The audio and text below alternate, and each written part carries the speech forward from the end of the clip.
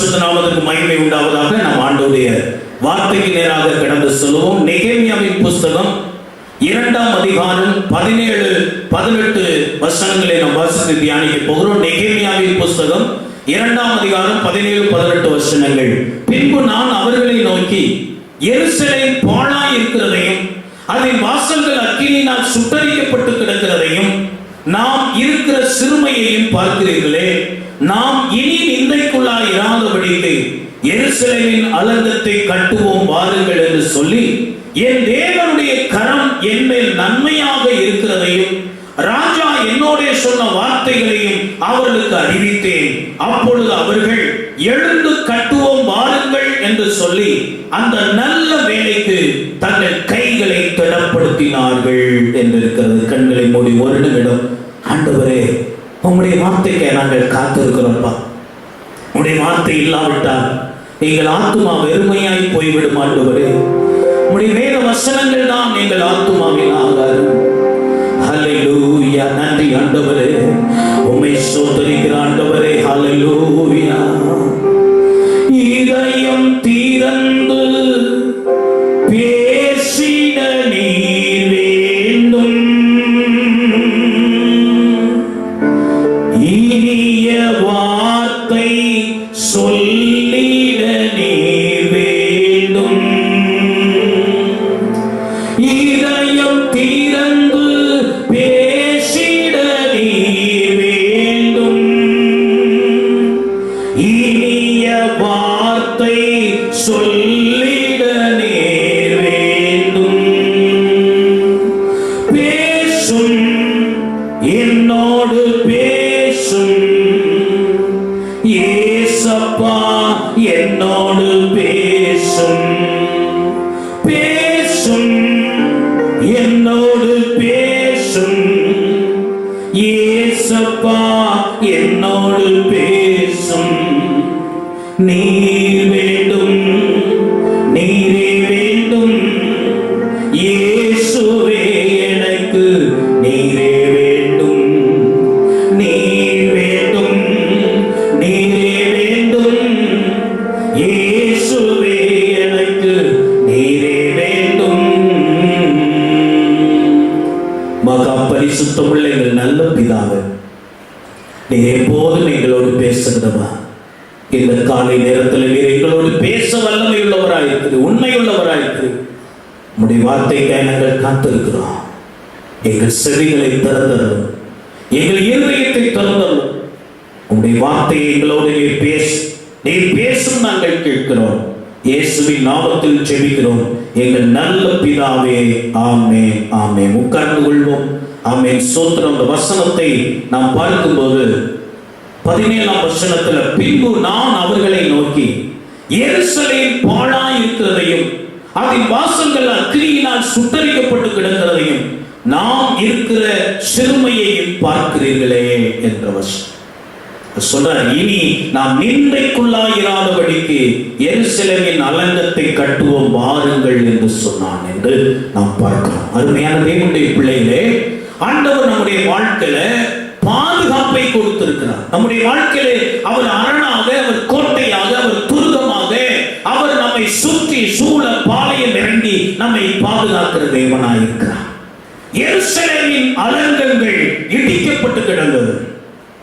எருசலேமுக்கு ஆண்டவர் கொடுத்திருக்கிற பாதுகாப்பு சகரியா 9:12 ஆண்டவர் இவ்விதமாய் வாக்கு பண்ணுகிறார். நம்பிக்கையுடைய சிறைகளே, நீங்கள் அரணுக்கு திரும்புங்கள், ரெட்டிப்பான நன்மையை தருவேன், அதை இன்றைக்கே தருவேன் என்று ஆண்டவர் வாக்கு பண்ணுகிறார்.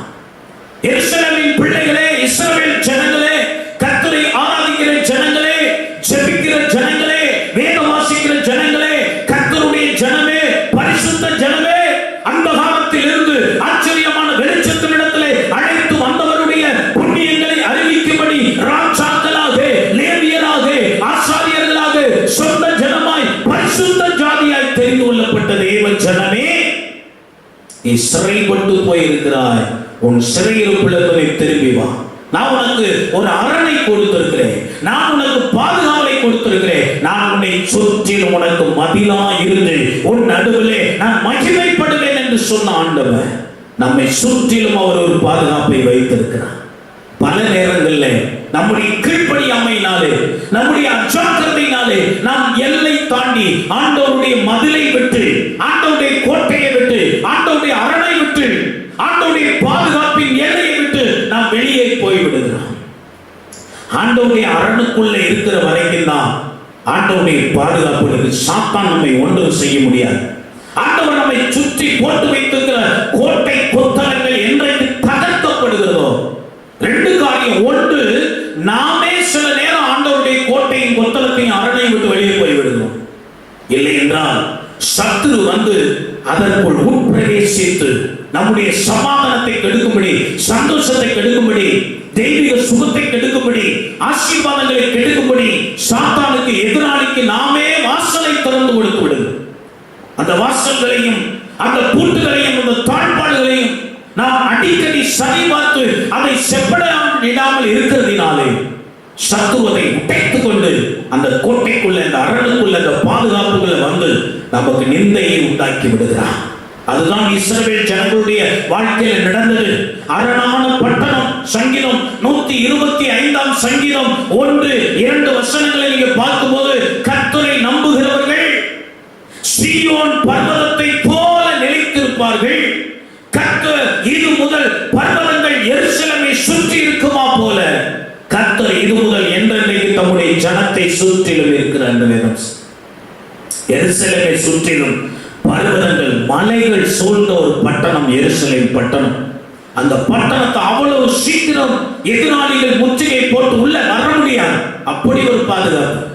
எருசலேமை சுற்றிலும் மலைகள் இருக்கிறது போல தமக்கு பயந்த ஜனங்களை சுற்றிலும், தன்னுடைய ஜனங்களை சுற்றிலும் அவரே அரணாக, கோட்டையாக, மதிலாக, சுவராக இருந்து அவர் நம்மை பாதுகாக்கிறவராக இருக்கிறார். அவர் நமக்கு கொடுத்திருக்கிற அந்த பாதுகாப்பு என்ன என்று பார்க்கும்போது, அவருடைய ரத்த கோட்டையை நம்மை சுற்றிலும் போட்டு நம்மை அவர் பாதுகாக்கிறார். அதனாலதான் நம்ம பாட்டு பாடுறோம், ரத்த கோட்டைக்குள்ளே நான் நுழைந்து விட்டேன், இனி எதுவும் அணுகாது, எந்த தீங்கும் தீண்டாது. ஆண்டவர் நியாயப்பிரமாணத்திலே அங்கே சில பட்டணங்களை அடைக்கல பட்டணங்களாக நியமிக்கும்படி ஆண்டவர் சொன்னார். கை தவறாய் ஒரு குற்றம் செய்தவன் அவன் தப்பித்துக் கொள்ளுகிறதற்கு அடைக்கல பட்டணத்தை கர்த்தர் உண்டாக்கினார். அதே போல ஆண்டவர் நம்மை சுற்றிலும் நாம் தப்பித்துக் கொள்ளுகிறதற்கு, நாம் நம்மை பாதுகாத்துக் கொள்ளுகிறதற்கு ஒரு இரத்த கோட்டையை ஆண்டவர் போடுகிறார். அவருடைய இரத்தம் நமக்கு பாதுகாப்பு. வேத வசனம், இந்த வசனம் எந்த அளவுக்கு நமக்குள்ள இருக்கிறதோ, ஆண்டவராகிய இயேசு கிறிஸ்துவையே பிசாசு சோதிக்க வந்தார். அந்த சோதனை அவர் எப்படி ஜெயித்தார் என்றால், வேத வசனங்களை சொல்லி அறிக்கைப்படி ஜெயித்தார். அப்ப இந்த வேத வசனங்களை அதிகமாய் நாம் மனப்பாடம் செய்து நம்முடைய மனதுக்குள் வைத்துக் கொள்ளும் போது, எந்தெந்த சூழ்நிலைகள் வருகிறதோ அதற்கு சம்பந்தமான வசனங்களை அறிக்கை செய்யும். வியாதி வருதா, அதை குறித்ததான சுகமாக்கும் வாக்குத்தத்தங்கள் பைபிள்ல இருக்கிறது அல்லவா? அந்த சுகமாக்கும் வாக்குத்தத்தங்களை அறிக்கை பண்ணி நாம் ஜெபிக்கும் போது அந்த வியாதியை கொண்டு வருகிற, பலவீனத்தை கொண்டு வருகிற சத்துரு வெட்கப்பட்டு போய்விடுவான். நமக்கு பலன் கிடைத்து விடும், சுகம் கிடைத்து விடும். பணத்தேவை வரும்போது அதற்குரிய வாக்குத்தத்தங்களை அறிக்கை பண்ணி ஜெபம் பண்ணுங்கள். சில பிரச்சனைகள், யுத்தங்கள் வரும்போது, போராட்டங்கள் வரும்போது அதற்குரிய வசனங்களை சொல்லுங்க. பிசாசு உங்களை பயமுறுத்தும் போது அந்த பிசாசை ஜெயிக்கத்தக்க வாக்குத்தத்தங்களை அறிக்கை பண்ணி ஜெபம் பண்ணுங்க. அப்பொழுது பிசாசு ஓடிப்போம். அப்ப அவருடைய ரத்தம் நமக்கு பாதுகாப்பு, அவருடைய வசனம் நமக்கு பாதுகாப்பு, பரிசுத்த ஆவியானவர் நமக்கு பாதுகாப்பு. இந்த உலகத்தில் நாம் இருக்கிற வரைக்கும், சபை இருக்கிற வரைக்கும் பரிசுத்த ஆவியானவர் நமக்கு பாதுகாப்பு. அனுதினமும் அவர் நமக்கு பாதுகாப்பா இருப்பார். நமக்கு சொல்லி இருக்கிறது, மீட்கப்படும் நாளுக்கு என்ற முத்திரையாய் கொடுத்த பரிசுத்த ஆவியானவர். இந்த பரிசுத்த ஆவியின் முத்திரை நம்ம மேல இருக்கிறதுனால் அந்நியன் நம்மை தொட முடியாது, சத்துரு நம்மை தொட முடியாது. ஏன்னா நம்ம ஆண்டவருக்குரியவர்கள். அவருடைய சீலை நம்ம மேல போட்டு வச்சிருக்கார், அவருடைய முத்திரையை போட்டு வச்சிருக்கிறார். பரிசுத்த ஆவியின் அபிஷேகம் பெற்றவர்கள் எல்லாரும் இயேசுவுக்கு உரியவர்கள், தேவனுக்கு உரியவர்கள். அந்த முத்திரை நம்ம மேல இருக்கிறதுனா அது நமக்கு ஒரு பாதுகாப்பு. திருச்சபை நமக்கு ஒரு பாதுகாப்பு. நோவா காலத்தில் பெருவெள்ளம் வந்தது. அந்த பெருவெள்ளத்துக்கு தப்பித்துக் கொள்ளும்படி நோவாவை ஒரு பேழையை செய்யும்படி ஆண்டவர் சொன்னார். அந்த பேழைக்குள் பிரவேசித்தவர்கள் எல்லாரும் தப்பித்துக் கொண்டார்கள். அந்த பேழைக்கு உட்படாதவர்கள் எல்லாம் பெருவெள்ளத்தில் மரித்து போய்விட்டார்கள். இனி ஒரு நியாய தீர்ப்பு காலம் வருகிறது. இன்றைக்கு வாதைகளும் நோய்களும் துன்பங்களும் கஷ்டங்களும் உலகிலே சுற்றித் திரிகின்றன.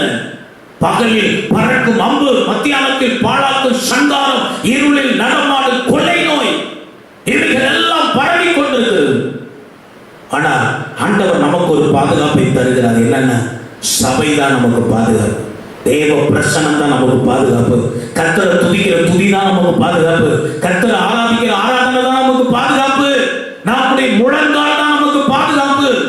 அப்போ திருச்சபைக்குள்ள இருக்கிறவர்கள் இந்த எல்லா நியாயத்தீர்ப்பில் இருந்தும் அவர்கள் தப்புவிக்கப்படுவார்கள். அது ஒரு பாதுகாப்பு. தேவ பிரசன்னம், தேவ மகிமை, இவைகள் எல்லாம் நமக்கு பாதுகாப்பாய் ஆண்டவர் நமக்கு தந்திருக்கிறார். இந்த பாதுகாப்பை நாம் இழந்து விடாமல் இருக்க வேண்டும். அப்ப நீங்க அவருடைய ரத்தத்தை உரிமை பாராட்டி ரத்தத்துக்குள்ளே நீங்கள் மறைந்து கொள்ளாவிட்டால் பிசாசு உங்களை எளிதில் மேற்கொண்டு விடுவான். அவருடைய வசனத்தை படித்து மனப்பாடம் செய்து அதை அறிக்கை செய்து அதை சொல்லி சொல்லி நீங்கள் ஜெபம் பண்ணாவிட்டால் இந்த வேத வசனங்கள் வேத புத்தகத்தில் இருப்பதினால் ஒரு பிரயோஜனம் உங்களுக்கு கிடையாது. இந்த வேத வசனங்கள் உங்கள் இருதயத்துக்குள்ள வந்து அது உங்கள் வாயினால் அறிக்கை பண்ணப்பட்டால் தான் அதுல பிரயோஜனம் உண்டாகும். வசனத்தை நீங்கள் பயன்படுத்த வேண்டும், சபையை நீங்கள் பயன்படுத்த வேண்டும். உங்களுக்காகத்தான் சபையை கர்த்தர் உண்டாக்கி கொடுத்திருக்கிறார், உங்களுக்காகத்தான் ஊழியக்காரரை கர்த்தர் வைத்திருக்கிறார், உங்களுக்கு தான் ஆராதனை கர்த்தர் வைத்திருக்கிறார், உங்களுக்காக ஜெப நேரங்களை கர்த்தர் வைத்திருக்கிறார், உபவாசங்களை உங்களுக்கு வைத்திருக்கிறார், கண்விழிப்பு ஜெபங்களை கர்த்தர் வைத்திருக்கிறார், போதனை நேரங்களை கர்த்தர் வைத்திருக்கிறார், ஐக்கிய கூட்டங்களை சபையை கர்த்தர் வைத்திருக்கிறார். இவைகளை நீங்கள் பயன்படுத்திக் கொள்ள வேண்டும். எத்தனை இருந்தாலும் நான் ஒன்றிலும் கலந்து கொள்ள மாட்டேன் என்று அன்றைக்கு அங்கே இஸ்ரவேல் ஜனங்களை சொன்னது மாதிரி நான் தனித்து வாசம் பண்ணுவேன், ஜாதியோடு கலவாது இருப்பேன். இதை தவறாய் சிலர் விளங்கி கொண்டிருக்கிறார்கள். அது புறஜாதிய மக்கள் நடுவிலே சோத்திரம் பாவம் செய்கிற ஜனங்கள் நடுவிலே, சத்துருவுக்கு இடம் கொடுக்கிற ஜனங்கள் நடுவிலே நீங்கள் கலவாதபடி, அவர்களுடைய துன்மார்க்க கிரியைகளில் கலவாதபடி நீங்கள் தனித்து வாசம் பண்ண வேண்டுமே ஒழிய விசுவாசிகளோடு கலவாமல் இருக்க ஆண்டவர் அங்கே சொல்லவில்லை. அந்த வசனத்தை தவறாக எடுத்துக்கொண்டு சிலர் இன்றைக்கு சபை ஐக்கியங்களில் கலந்து கொள்வதில்லை, சபை ஆராதனைகளில் கலந்து கொள்வதில்லை. அவர்கள் தனித்து வாசம் பண்ணுகிறார். வீட்டில் இருந்தபடியே நான் ஆராதித்துக் கொள்ளுகிறேன். இப்போ எல்லாம் நாங்கள் யூடியூப்ல உங்களுக்கு அனுப்பி கொண்டிருக்கிறோம். அடுத்த ஒரு ஆபத்து என்ன என்று சொன்னா, இந்த இக்கட்டு காலெல்லாம் கடந்து போன பிறகு ஜனங்கள் ஆர்வத்தோடு ஓடி வரும். நீங்க நல்ல விசுவாசியா இருந்தா எப்ப ஆலயத்துக்கு போவேன்னு உங்க இருதயம் ஏங்கிக் கொண்டிருக்க வேண்டும். திரும்ப ஆலயம் திறந்த உடனே, ஆராதனைகள் துவங்கின உடனே ஒரு வாரம் ஞாயிற்றுக்கிழமை ஆராதனையை விட மாட்டேன் என்று ஓடி வரும். சபையில் நடக்கிற எந்த ஜபத்தையும் விட மாட்டேன். இப்பொழுதுதான் சபையினுடைய அருமையை கர்த்தர் நமக்கு கற்றுக் கொடுத்திருக்கிறார். ஊழியக்காரனுடைய அத்தியாவசியத்தை கர்த்தர் கற்றுக் கொடுத்திருக்கிறார். நீங்கள் ஓடி வருவீர்கள் என்றால் ஆண்டவர் ஆசீர்வதிப்பார். இல்ல, நான் தனித்து வாசம் பண்றேன், வீட்டில் இருந்தபடியே நான் ஆராதித்துக் கொள்கிறேன், நான் வீட்டில் இருந்தபடி யூடியூப்ல போடுங்க பாஸ்டர், நான் வீட்டில இருந்து ஆராதித்துக் கொள்கிறேன், வாட்ஸ்அப்ல அனுப்புங்க பாஸ்டர், வீட்டில இருந்தே ஜெபம் பண்ணிக்கிறேன் என்று சொல்வாயானால் சபை கூடி வருதலை விட்டு விடாதீர்கள் ஆண்டவர் சொன்னாரே, அந்த வசனத்தின்படி குற்றவாளியா இருப்பார். எனவே கர்த்தர் கொடுத்திருக்கிற பாதுகாப்பை நீங்கள் பயன்படுத்தி நீங்கள் அரணுக்குள்ளே இருக்க வேண்டும், கோட்டைக்குள்ளே இருக்க வேண்டும், துருவத்துக்குள். இஸ்ரவேல் ஜனங்களுடைய வாழ்க்கையிலே அவர்கள் பாவம் செய்தபடியினாலே ஆண்டவர் மீண்டும் மீண்டும் அவர்களை எச்சரித்தும் அவர்கள் கீழ்ப்படியாமல் போனபடியினாலே, கர்த்தருக்கு முக்கியத்துவம் கொடுக்காதபடியினாலே, கர்த்தர் நியமித்த பலிகளையே செலுத்தி கர்த்தரை ஆராதித்து அவருக்கு கொடுக்க வேண்டியதை கொடுத்து அவருக்கு பண்டிகை கொண்டாடி அவருடைய நாமத்தை மகிமைப்படுத்தாமல் இருந்ததினாலே இஸ்ரவேல் ஜனங்களை, தேவனுடைய பிள்ளைகளை ஆண்டவர் புறஜாதிய கையிலே, அந்நிய நாட்டு மக்கள் கையிலே விற்று போட்டு விட்டார், விட்டு கொடுத்து விட்டார். அப்பொழுதுதான் பாபிலோனின் ராஜாவாகிய நேபுகாத்நேச்சார் படையெடுத்து வந்து எருசலேமை முற்றுகை போட்டு அதை மதில்களை இடித்து அதற்குள்ளே சென்று தேவாலயத்தை இடித்து பனிமுட்டுகளை எல்லாம் அவன் சிறைப்படுத்தி கொண்டு போய்விட்டான். இஸ்ரவேல் ஜனங்களை சிறைப்படுத்தி இந்த பெரிய நிந்தை, பெரிய அவமானம், மிகப்பெரிய போராட்டம், மிகப்பெரிய தடைகள் இஸ்ரவேல் ஜனங்களுடைய வாழ்க்கையில அனுதின வாழ்க்கைக்கும் அவர்களுடைய சமுதாய வாழ்க்கைக்கும் அவர்களுடைய ஆவிக்குரிய வாழ்க்கைக்கும் மிகப்பெரிய தடை வந்தது. அரணும் கோட்டையும் தகர்ந்து போனது, பாதுகாப்பு தகர்ந்து போனது. நிந்தைக்குள்ளாகி போனார்கள். அதுதான் இங்கே சொல்லப்பட்டிருக்கிறது. எருசலேம் பாழாய் இருக்கிறதையும் அதின் வாசல்கள் அக்கினியினால் சுட்டரிக்கப்பட்டு கிடக்கிறதையும் நாம் இருக்கிற சிறுமையையும் பார்க்கிறீர்கள். அப்போ மதில் சுவர் இருக்கிறது, அந்த மதில் சுவரிலே சில வாசல்கள் இருக்கிறது, அந்த வாசல்களுக்கு கதவுகள் இருக்கிறது, அதை இணைக்கிற தாழ்பாள்கள் இருக்கிறது, அதற்கு பூட்டுகள் இருக்கிறது. இதை சரியாய் போட்டு பாதுகாத்து வைத்துக் கொண்டோம் என்று சொன்னார் நமக்கு கற்றுக் கொடுத்த சமாதானம் நமக்கு இருக்கும், கற்றுக் கொடுத்த நிம்மதி நமக்கு இருக்கும், கற்றுக் கொடுத்த ஆசீர்வாதம் நிரந்தரமா நமக்கு இருக்கும். நீங்கள் பூட்ட வேண்டிய பூட்டுகளை பூட்டி தாழ்பாள்களை சரிப்படுத்தி கதவுகளை சரியாக நீங்கள் வைத்துக் கொள்ளாவிட்டால் சத்துரு உள்ளே வந்து விடுவான். இந்த கதவும் தாழ்பாள்கள் எதுக்கு இருக்குதோ அதுக்காக பயன்படுத்தி விட்டு அதை நன்றாய் நீங்கள் பூட்டி பாதுகாத்துக் கொள்ள வேண்டும். இல்லை என்றால் எதிராளி உள்ளே வந்து உங்கள் சமாதானத்தை கெடுத்து விடுவான், உங்கள் சந்தோஷத்தை கெடுத்து விடுவான், உங்கள் சுகத்தை கெடுத்து விடுவான், உங்கள் நிம்மதியை கெடுத்து விடுவான், உங்கள் ஆசீர்வாதங்களை கொள்ளை கொண்டு போய் விடுவான். எனவே எச்சரிக்கை உள்ளவர்களாக நீங்கள் இருக்க வேண்டும். இப்படி சொல்லும் போது இனி நிந்தைக்குள்ளாய் இராதபடி நாம் எழுந்து கட்டுவோம் வாருங்கள், எருசலேமின் அலங்கத்தை கட்டுவோம் வாருங்கள் என்று அழைத்த போது 18ஆம் வசனத்திலே அங்கே அந்த ஜனங்கள் எல்லாம் சொன்னார்களாம், அவர்கள் எழுந்து கட்டுவோம் வாருங்கள் என்று சொல்லி அந்த நல்ல வேலைக்கு தங்கள் கைகளை திடப்படுத்தினார். எழுந்து கட்டுவோம் வாருங்கள் என்று சொன்னார். இப்போ நான் உங்களுக்கு சொல்ல போகிற காரியம், எருசலேமின் அலங்கம் இடிக்கப்பட்டு கிடந்தது, ஆண்டவருடைய பாதுகாப்பு அவர்களை விட்டு அச்சு போயிருந்தது.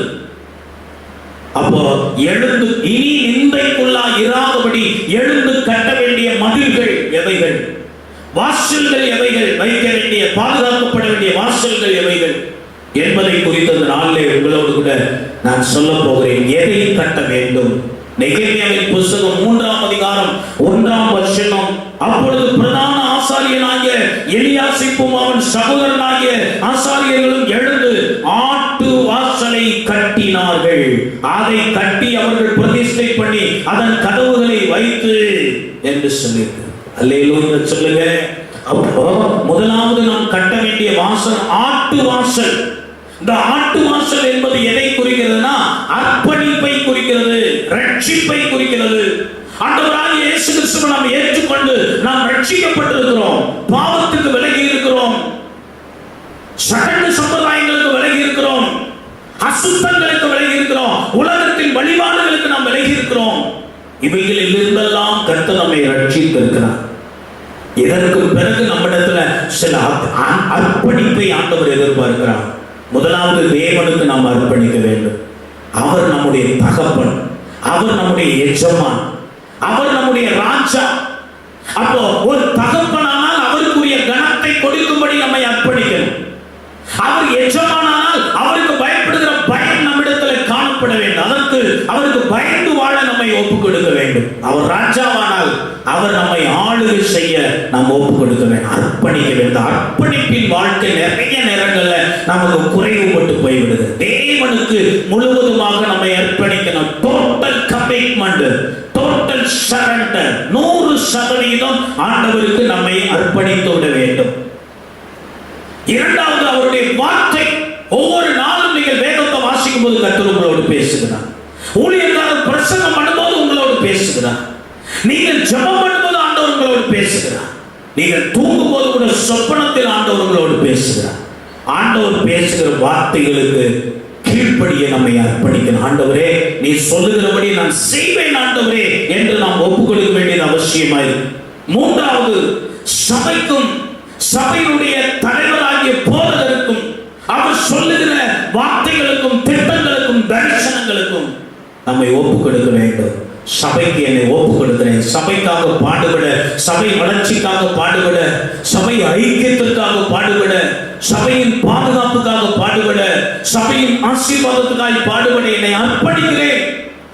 தேவ ராஜ்யத்தை கட்ட ஊழியம் செய்ய என்னை அர்ப்பணிக்கிறேன். எல்லா திட்டங்களுக்கும் தரிசனங்களுக்கும் என்னை ஒப்புக் கொடுக்கிறேன். ஊழியக்காரனுடைய வார்த்தைக்கு கீழ்ப்படிய என்னை அர்ப்பணிக்கிறேன் என்று சொல். இந்த காரியங்களில் எதெல்லாம் உங்க வாழ்க்கையில குறைஞ்சு போயிருக்கிறதோ அந்த அர்ப்பணிப்பு குறைஞ்சு போயிருக்கிறது. இப்ப அர்ப்பணிப்பின் வாசலை நீங்க கட்ட, அங்கதான் பூட்டு உடைஞ்சிருக்குது, அங்கதான் தாழ்பால் முறிஞ்சிருக்குது, அங்கதான் கதவுல ஒரு சின்ன கேப் இருக்குது, அது வழியா தான் பிசாசு வர. அவனுக்கு கமிட்மெண்ட் சரியில்லை, அர்ப்பணிப்பு சரியில்லை. இந்த அர்ப்பணிப்பு சரியில்லாததுனால அந்த கேப்புக்குள்ள பிசாசு வந்து ஆசீர்வாதத்தை எல்லாம் கொள்ளையடிச்சிட்டு போறான். வசனத்தை இரவு பகலாய் கேட்கிறாய், எத்தனையோ தடவை வசனம் கேட்கிறாய், ஆனால் அந்த வசனத்துக்கு கீழ்ப்படி உன்னை ஒப்பு கொடுக்கல, அந்த வசனத்தின்படி வாழ ஒப்பு கொடுக்கல. வசனத்தை கேட்கிறவர்களாய் மட்டுமல்ல, அதன்படி நடக்கிறவர்களாய் நாம் இருக்க ஆண்டவர் விரும்புகிறார். இது வேத வசனத்தின் மகத்துவங்களை எழுதி கொடுத்தேன், அவர்கள் அந்நிய காரியமாய் எண்ணினார்கள் என்று வேதத்தில் சொல்லுது. தேவ பிள்ளை, அர்ப்பணிப்பின் வாசலை கட்டு, அர்ப்பணிப்பின் மதுரை கட்டு, அதுல இருக்கிற கதவை சரி பண்ணு, அதுல இருக்கிற பூட்டை சரி பண்ணு, அதுல இருக்கிற தாழ்பாலை சரி பண்ணு. ரட்சிப்பை இழந்து போயிடாத, பழைய பாவத்துக்குள்ள திரும்ப போயிடாத, பழைய சடங்குகளுக்குள்ள திரும்ப போயிடாத, பாரம்பரிய வாழ்க்கைக்குள்ள திரும்ப போயிடாத. அந்த மதில் இடிந்து கிடக்கிறது, அதனாலதான் நீ நிந்தைக்குள்ளாய் இருக்கிறார். எனவே உன் அர்ப்பணிப்பை நீ சரி பண்ணுவாயானால் ஆண்டவர் இயேசு கிறிஸ்து அங்கே ஏசாயா 53ஆம் அதிகாரம் 7ஆம் வசனத்தில் சொல்லி இருக்கிறது, அடிக்கப்படுகிற ஆட்டை போல அவர் இருந்தார், மை கத்தரிக்கிறவனுக்கு முன்பாக சத்தமிடாத இருக்கிற ஆட்டை போல அவர் வாயை திறவாத இருந்தார் என்று வேதத்தில் சொல்லி. கேள்வி கேட்காத கீழ்ப்படிதல்.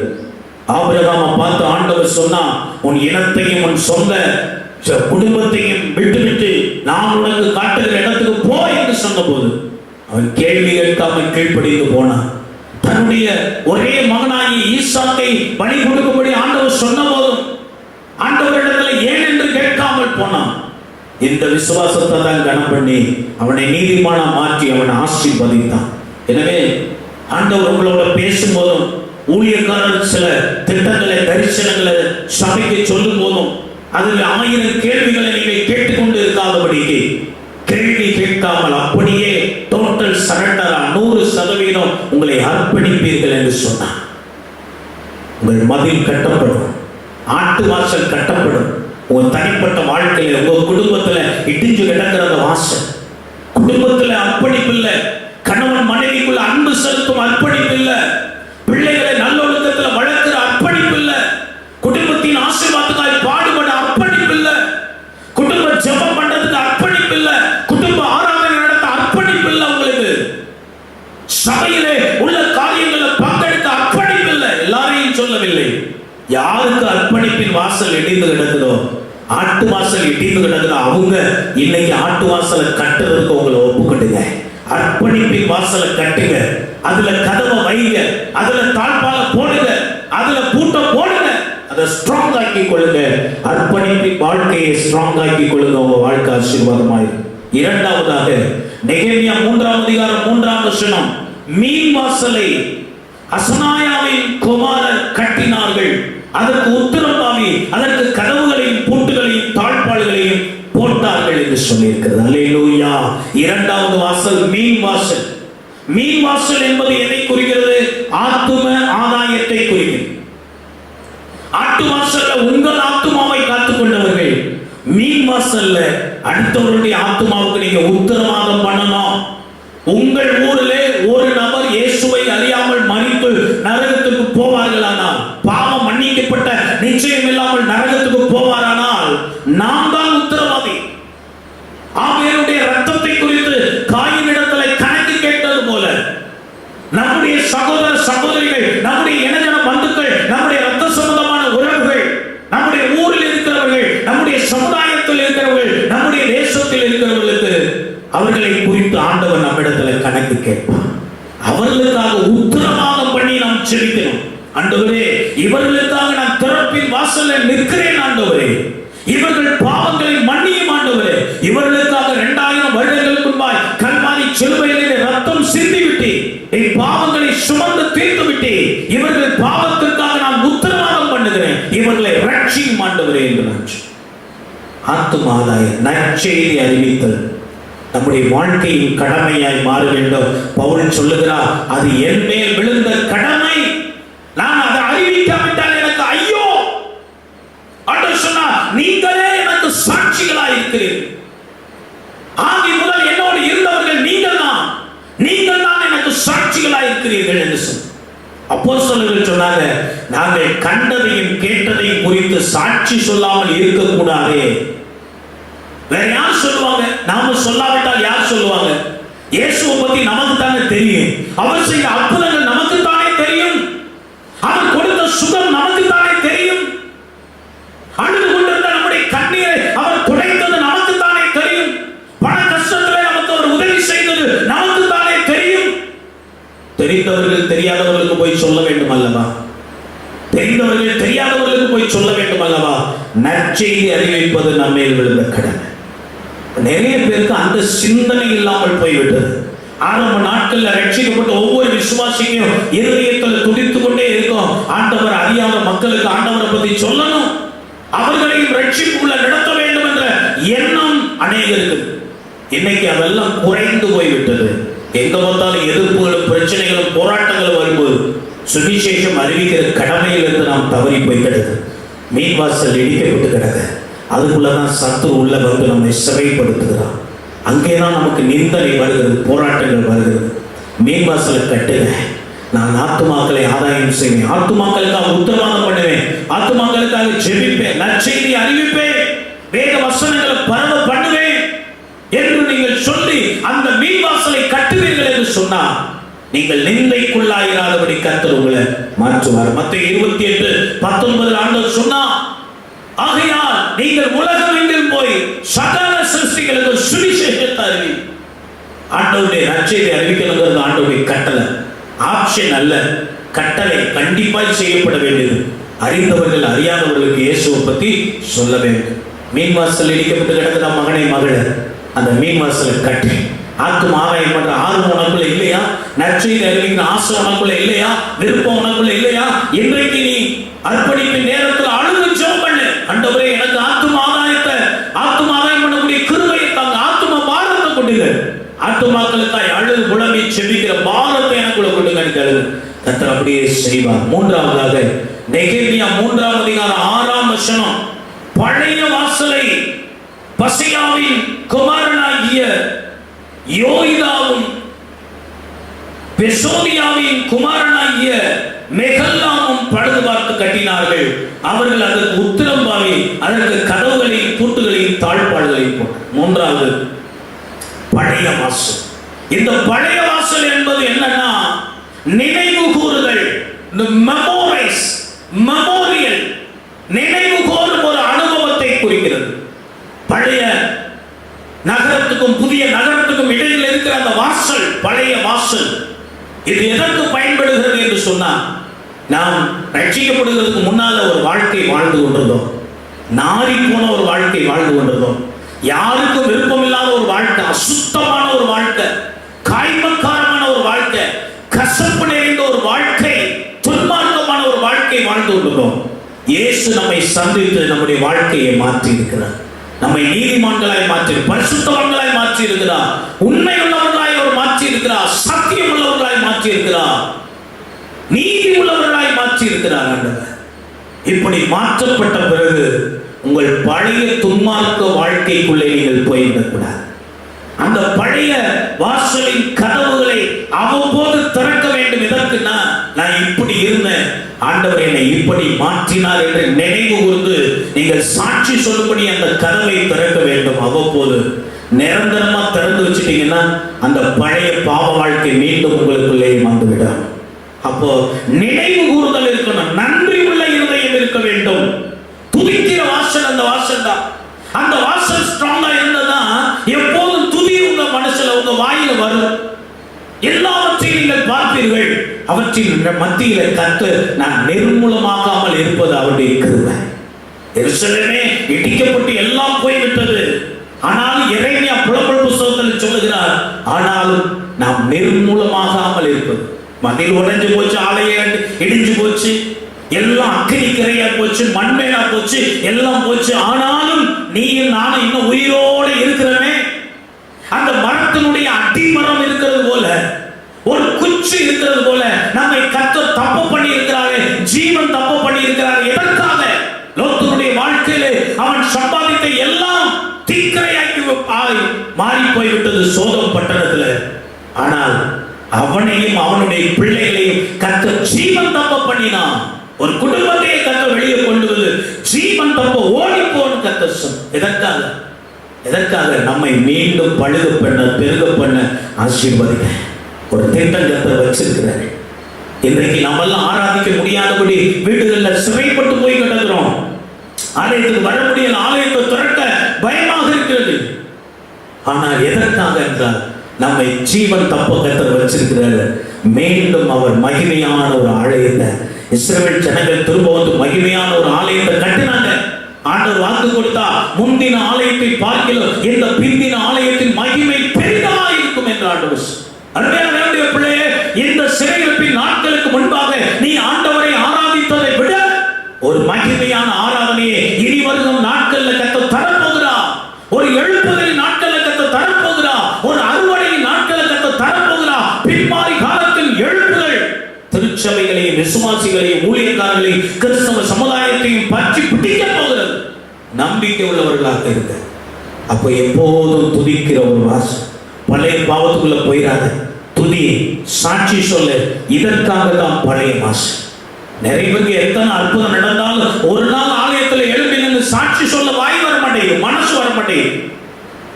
என்னென்னமோ பேசுறோம் உலகத்துல.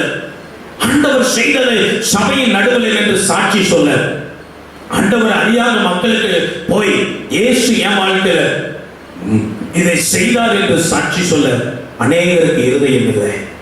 உனக்கு பழைய வாசல் இடிந்து கிடக்குது, பழைய வாசலின் கதவு உடைந்து கிடக்கிறது, பூட்டுகளும் தாழ்பால்களும் முறிந்து கிடக்கிறது. அதை நீ சரி பண்ணும்படி கர்த்தர் உனக்கு சொல்லுகிறார். நினைவு கூறுதல் இல்லை, நன்றி உள்ள இருதயம் இல்லை. உன் பாவத்தை எல்லாம் கர்த்தர் மன்னிச்சிருக்கிறார்.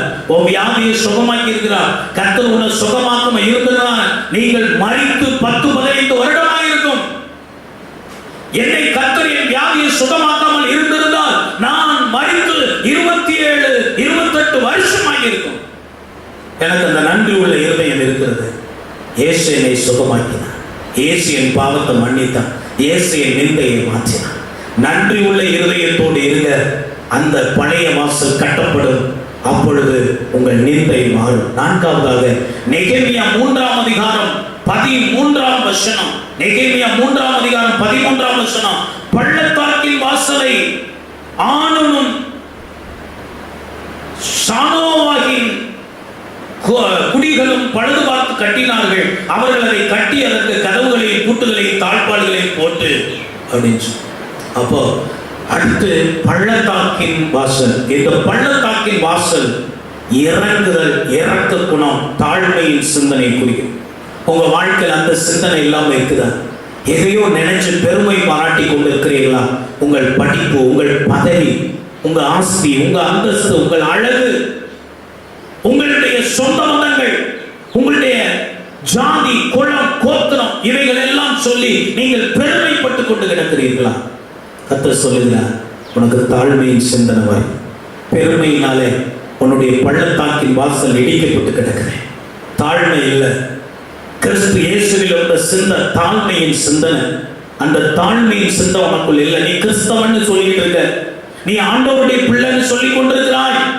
ஆனா இயேசுவின் இடத்தில் இருந்த சிந்தனை உனக்குள்ள இல்ல. தாழ்மையின் சிந்தனை இல்ல, இறக்க குணம் உனக்கு இல்ல, ஹெல்பிங் மைண்ட் உனக்கு இல்ல, உதவி செய்கிற மனசு உனக்கு இல்ல. ஆண்டவர் ஒரு அருமையான உதாரணத்தை சொன்னாரே, அந்த நல்ல சமாரியன் ஓமையில ஒருவன் குத்துயிராய் கிடக்கிறான். ஆசாரியனும் லேவியனும் விலகி போய்விட்டார். இன்னைக்கு அநேகர் எப்படித்தானே விலகி போகிற மக்களா இருக்கும். தேவையுள்ள மக்கள் இருக்கிறார்கள், பிரச்சனை உள்ள மக்கள் இருக்கிறாங்க, வியாதியோடு மக்கள் இருக்கிறாங்க. நாம் விலகி போய் விடுகிறோம். நமக்கு ஏன் வம்பு என்று. இது கிறிஸ்தவனின் சுபாவம் அல்ல. இது கிறிஸ்தவ சிந்தனை இல்ல. கிறிஸ்தவ சிந்தனை என்றால் சேவை, சேவை மனப்பான்மை, சர்வீஸ் மைண்ட். நாம் ஒவ்வொருத்தங்களுக்கு சர்வீஸ் மைண்ட், ஹெல்பிங் மைண்ட் தேவை. அவைகளை நீங்கள் வளர்த்துக் கொள்ளுங்கள். உங்களுக்கு அது இல்லாமல் இருந்தால் இன்றைக்கு பள்ளத்தாக்கின் வாசல் இடிக்கப்பட்டு கிடக்கு. தாழ்மையின் சிந்தனை உங்களுக்குள்ள வரும். இயேசு கிறிஸ்துவை பற்றி சொல்கிறார், பள்ளத்தாக்கில் நீடி புஷ்பம். அவர் தாழ்மையின் சிகரங்க ஆண்டவர். தாழ்மைன்னா அவர்கிட்ட தான் கற்றுக்கொள்ளணும். செக்குலர்ல இருக்கிற மக்கள் பைபிள்ல இருந்து தான் நிறைய லீடர்ஷிப் குவாலிட்டியை கற்றுக்கொள்றாங்க. லீடர்ஷிப்புக்கு எடுக்கப்படுகிற எல்லாம் நிறைய அநேக பாடங்கள் ட்ரைனிங் எல்லாம் பிப்ளிக்கல் பேசிஸா இருக்குது. வேதாகமத்திலிருந்து பல உதாரணங்களை எடுத்து அவர்கள் சொல்லுகிறார்கள். எனவே இந்த சேவை மனப்பான்மை உங்களுக்கு இல்லையா? அடுத்தவங்களுக்கு உதவி செய்கிற மனப்பான்மை இல்லையா?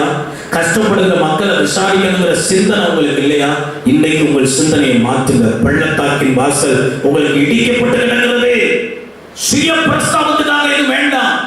ஆண்டவர் மத்திய 6ஆம் அதிகாரத்திலே அங்கே ஆண்டவர் சொல்லுகிறார், நீ ஒருத்தருக்கு உதவி செய்யும் போது எல்லாரும் காணும்படி அதை செய்யாம அந்த இடத்துல செய். வலதுகை செய்யறதை இடதுகை தெரியக்கூடாது. பப்ளிசிட் பண்ண வேண்டாம், பிரகடனப்படுத்த வேண்டாம். நான் தான் ரொம்ப ஜெபம் பண்றேன், என்னால் எல்லாமே சம நடக்காது. நான் தான் ரொம்ப ஊழியம் செய்யறேன், என்னால் என்னன்னா ஒன்றும் நடக்காது. நான் தான் அதிகமா கொடுக்குறேன், என்னால் எல்லாமே நடக்காது சொல்லாது. இந்த பெருமையை நீ குப்பையில போட வேண்டாம். இந்த பெருமையின் சிந்தனையை எடுத்துவிட்டு தாழ்மையின் சிந்தனை, சேவை மனப்பான்மை, ஹெல்பிங் மைண்ட் உனக்குள்ள வரும்போது, இறக்க குணம் உனக்குள்ள வரும்போது, சிலருடைய இருதயம் கல்லான இருதயமா இருக்கு. யாரு எவ்வளவு கஷ்டப்பட்டாலும் கொஞ்சம் கூட மனசு இறங்க மாட்டேங்குது. தயவு செய்து உங்க மனசை மாத்துங்க. நீங்க ஆண்டவருடைய பிள்ளைகள், ஆண்டவருடைய சுபாவம் உங்களிடத்தில் இருக்க வேண்டும். சுய பிரஸ்தாபம் வேண்டாம்.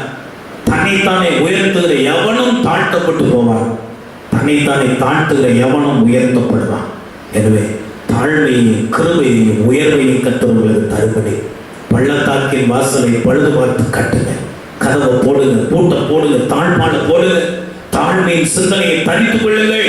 சேவை மனப்பான்மை வளர்த்துக் கொள்ளுங்கள். உதவி செய்யும் மனப்பான்மை வளர்த்துக் கொள்ளுங்கள். இறக்க குணத்தை பெற்றுக் கொள்ளுங்கள் ஆண்டவரிடத்தில் இருந்து. அப்பொழுது உங்கள் பள்ளத்தாக்கின் வாசல் பாதுகாப்பா இருக்கும். நீங்க நிந்தைக்குள்ளாக மாட்டீங்க. 5ஆவதாக நெகேமியா 3ஆம் அதிகாரம் 14ஆம் வசனம். குப்பை மேட்டு வாசலை பெத்லெகேமின் மாகாணத்து பிரபுவாகிய ரேக்கானின் குமாரன் மல்கியா பழுது பார்த்து அதை கட்டி அதற்கு கதவுகளையும் பூட்டுகளையும் தாழ்பாடுகளையும் போட்டான். அடுத்த வாசல் குப்பை மேட்டு வாசல். இந்த குப்பை மேட்டு வாசல் என்பது எதை குறிக்கிறது என்றால் அனுதின சுத்திகரிப்பு. அனுதின சுத்திகரிப்பு நம்முடைய வாழ்க்கையில இருக்க வேண்டியது ரொம்ப அவசியமா இருக்கு. குப்பை மேட்டுக்கு போகிற வாசல். எதுக்கு குப்பை மேட்டுக்கு போகணும்? அனுதினமும் அந்த பட்டணத்தில் சேருகிற அழுக்கு குப்பைகள், தேவையில்லாத வேஸ்டான திங்ஸ் எல்லாம் எடுத்து கொண்டு போய் குப்பை மேட்டு வாசலை திறந்துவிட்டு கொண்டு போய் குப்பை மேட்டில் போட்டுவிட்டு அந்த வாசலை சாத்தி விட வேண்டும். இல்லை என்றால் அடிக்கிற காற்றில் நீங்கள் போட்டுவிட்டு வந்த குப்பையெல்லாம் மீண்டும் பட்டணத்துக்குள்ள வந்துவிடும்.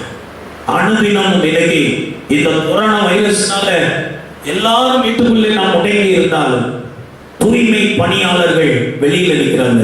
இல்லைன்னா பட்டணம் நாரிப்போம். அனுதினமும் அவர்கள் சுத்திகரித்துக் கொண்டே இருக்கிறார்கள். அருமையான தேவனுடைய பிள்ளையை, நாம் விரும்பியோ விரும்பாட்டாலும் உலகத்தின் குப்பைகள் நமக்குள்ள வந்து கொண்டே இருக்கிறது. அஜாக்கிரதை.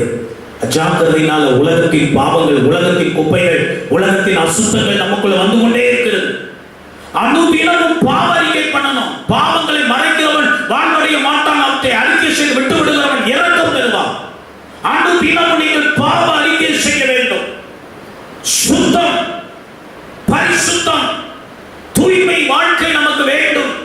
தூய்மை இல்லாவிட்டால் ஆண்டவருக்கு பிரியமா நாம் இருக்க முடியாது. பரிசுத்தம் இல்லாமல் தேவனுக்கு ஒருவன் பிரியமா இருக்க முடியாது, அவரை தரிசிக்க முடியாது. எனவே நாம் பரிசுத்தம் உள்ளவர்களாய் காணப்பட வேண்டியது அவசியம். பாவம் நம்முடைய வாழ்க்கையில் சேருகிறதுக்கு இடம் கொடுக்கக்கூடாது. அனுதினமும் பாவரிக்கை செய்து அந்த பாவத்தை வெளியேற்றி விட வேண்டாம். பாவம் நம்முடைய வாழ்க்கையில் சேர சேர சேர சேர அறிக்கை செய்யப்படாத பாவத்தின் நிமித்தமாய் நிந்தைகள், அவமானங்கள், போராட்டங்கள் நம்முடைய வாழ்க்கையில். பாவத்தை உணரணும், அறிக்கை பண்ணணும், விட்டு விட வேண்டும். இது 3 காரியம் நடந்தாதான் கர்த்தரிடத்தில் நமக்கு இரக்கம் கிடைக்கும். அப்போ பாவம் செய்யாமல் இருக்க வேண்டும். கெட்டதை நீங்கள் வெளியேற்றி விடுங்கள். வெளி சுவாசம் நம்ம சுவாசிக்கிறோம். சுவாசிக்கிறதுல என்ன நடக்கிறது? உள்ளே இருக்கிற அசுத்தமான காற்றை நாம் வெளியேற்றுகிறோம். அதான் வெளி சுவாசம்னு சொல்றோம். உள்ளே இருக்கிற கார்பன் டை ஆக்சைடு, தேவையில்லாத அசுத்த காற்றை வெளியேற்றி விட்டு சுத்தமான காற்றை உள்ளே இழுத்துக் கொள்வதுதான் சுவாசம் என்று சொல்றோம். உங்க வாழ்க்கையில் எதெல்லாம் அசுத்தமா இருக்குதோ, பாவமா இருக்குதோ, தேவன் விரும்பாத காரியமா இருக்குதோ, அதை அறிக்கை பண்ணி வெளியேற்றி விட்டு, அந்த குப்பைகளை வெளியேற்றி விட்டு, பவுல் சொல்றாங்கல்ல, இவைகள் எல்லாவற்றையும் நான் குப்பையுமாக விட்டு விட்டேன். நிறைய பேர் இந்த குப்பையை தான் பிடிச்சுக்கிட்டு இருக்காங்க, இந்த குப்பையை தான் பிடித்துக் கொண்டிருக்கிறார்கள். அந்த பெருமை இந்த பெருமை எல்லாம் பிடிச்சு தேவையில்லாத காரியங்கள், குப்பைகளை கொண்டு வந்து பெட்டிக்குள்ள போட்டு வைத்திருக்கிறார். ஒரு நல்ல மனுஷன் தன் இருதயமாகிய பொக்கிஷத்திலிருந்து நல்லவைகளை எடுத்து காண்பிக்கிறான்.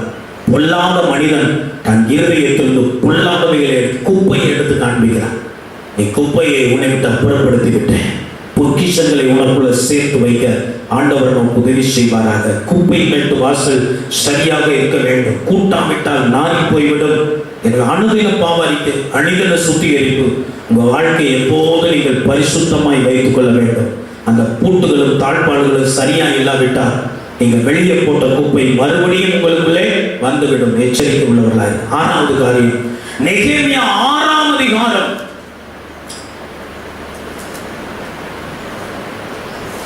நெகேமியா 3ஆம் அதிகாரம் 15ஆம் வசனம். நெகேமியா 3ஆம் அதிகாரம் 15ஆம் வசனம்.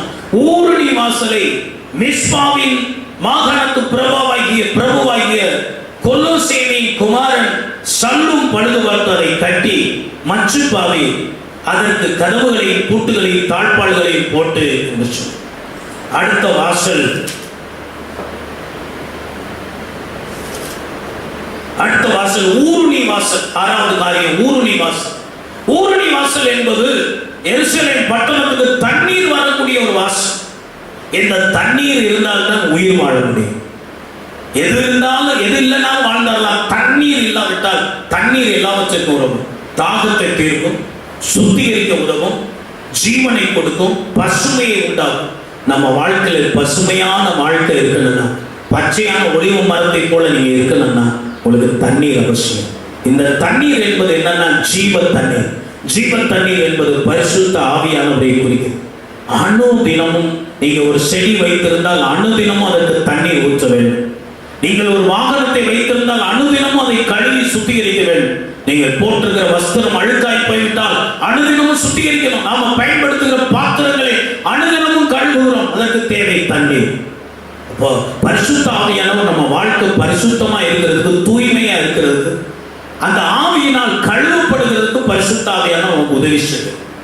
அப்போ அணுதினமும் நீங்கள் ஆவியில் நிரம்பி ஜெபம் பண்ணும்போது பரிசுத்த ஆவியானவர் உங்களை கழுவுகிறார், உங்களை சுத்திகரிக்கிறார். 2வது, உங்களுக்குள்ள எதெல்லாம் மரித்த அனுபவங்கள் உள்ளே வந்து விட்டதோ அதை எல்லாவற்றையும் கர்த்தர் உயிர் பெற பண்ணுகிறார். உலர்ந்த எலும்புகள் மேல எலும்பு பள்ளத்தாக்கிலே ஆவியானவர் உள்ளே இறங்கி அவைகள் எல்லாம் எழுப்பி நிற்க பண்ணது போல உங்க வாழ்க்கையில எந்தெந்த ஆவிக்குரிய அனுபவம் மரித்து போய் கிடக்குது? துதித்தல் இல்லையா? ஸ்தோத்திரம் வரமாட்டேங்குதா வாயில? அது செத்து போச்சா? ஜெபம் முழங்கால் படியிட முடியலையா? பல நாள் நீ ஜெபம் பண்ண முடியலையா? உனக்கு வேதத்தை வாசிக்க முடியலையா? இந்த ஆவிக்குரிய அனுபவங்கள் எல்லாம் மரித்து போய் கிடக்கிறது. பரிசுத்த ஆவியானவர் அதுக்குள்ள பிரீத், சுவாசத்தை ஊதுவான், அது உயிரோடு கூட எழும்ப ஜீவனை கொடுப்பான். புது அபிஷேகம் ஒவ்வொரு நாள் ஊருணி வாசலின் அனுபவம். நிறைய பேர் ரட்சிக்கப்பட்டாச்சு, ஞானசானம் எடுத்தாச்சு, பரிசுத்த ஆவி பெறணுங்கிற எண்ணமே இல்லாம இருக்கிறாங்க நிறைய பேர்.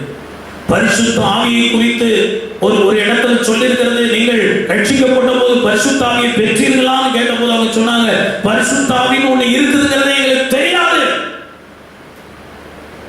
அப்போ கேட்டாங்க, நீங்க எந்த ஞானஸ்நானம் எடுத்தீர்கள்? நாங்கள் யோவான் கொடுத்த ஸ்நானம் எடுத்தோம். அப்போ அதுக்கு பிறகுதான் அங்கே பரிசுத்த ஆவியை பத்தி தான் டீச்சிங் வருது.